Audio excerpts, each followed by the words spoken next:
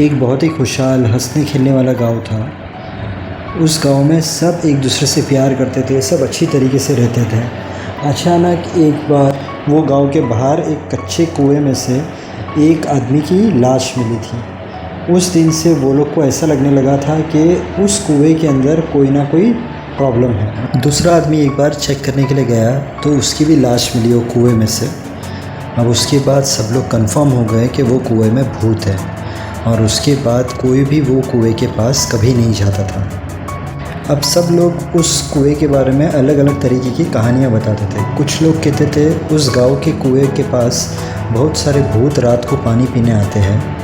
कुछ लोग बताते थे कि एक दिन राहगीर उस कुएं में गिरकर मर गया था और उसकी आत्मा अब वही भटकती रहती है, और कोई जाता है तो उसे मार डालती है।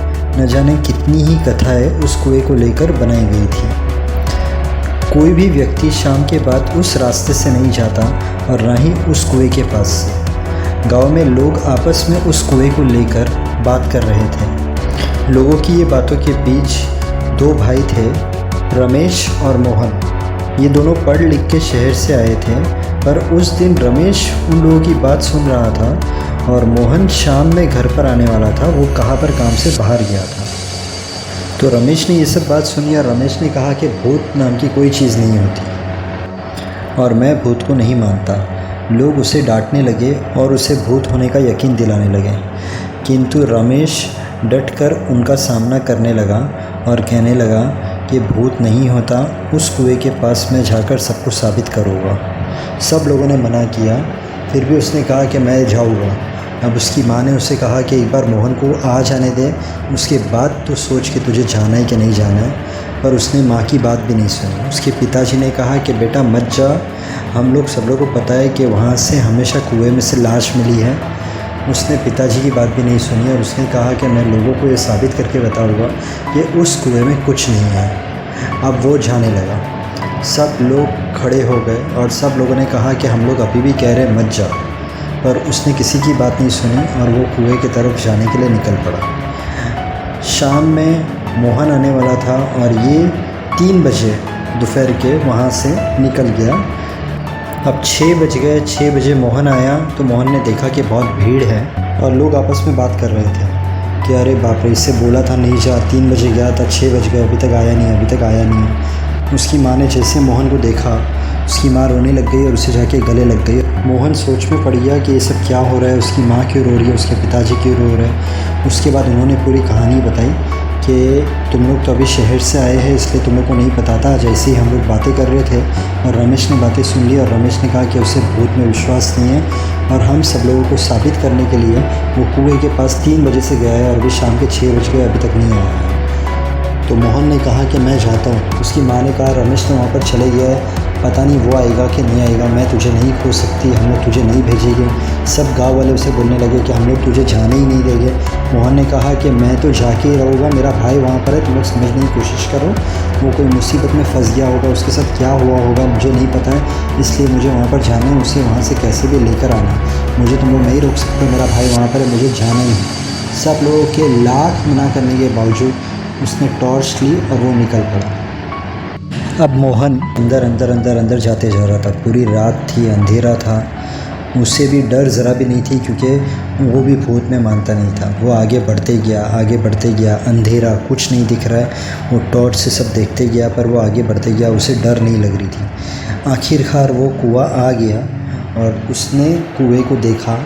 कुएं को देखने के बाद उसने सोचा कि सबसे पहले मैं कुएं के आसपास सब जगह पर देख लूँ। और जैसे वो कुएं के पास से गया तो उसने देखा कि उसका भाई कुएं के बाहर गिरा हुआ पड़ा था बेहोश।